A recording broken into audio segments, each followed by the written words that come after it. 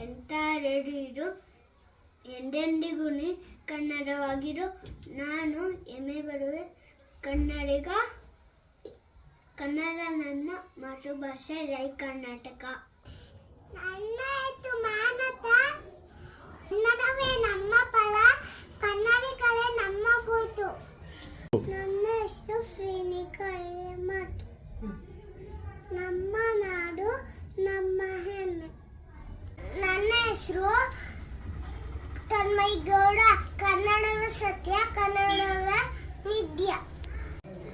My name is Lakshi.